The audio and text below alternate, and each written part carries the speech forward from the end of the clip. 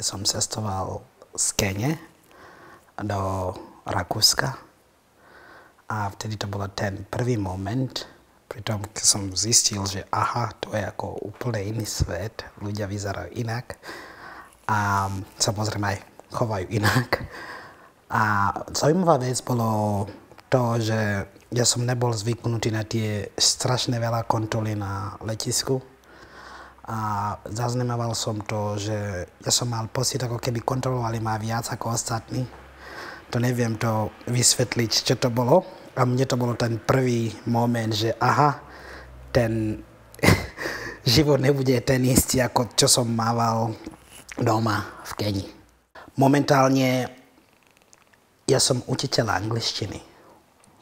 Tým pádom ja som zistil, že na Slovensku už je potrebné, aby ľudia ovládali aj po anglicky.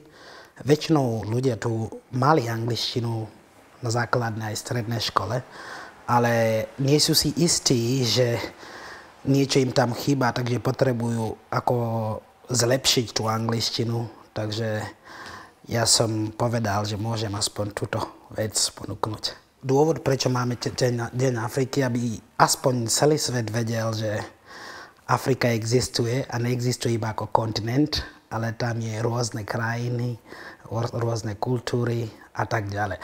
Keď som prišiel na Slovensku, som zistil, že na Slovensku to oslavuje trošku inak. A to je také, že Afričania sa snažia aspoň povedať Slovákov, čo je Afrika. Ešte je druhá časť Afriky, ktorý ľudia ako o čo si zabudli a potom ľudia majú s tým strach, že nechcú navštíviť Afriku a tak. Pritom Afrika je nádherný kontinent.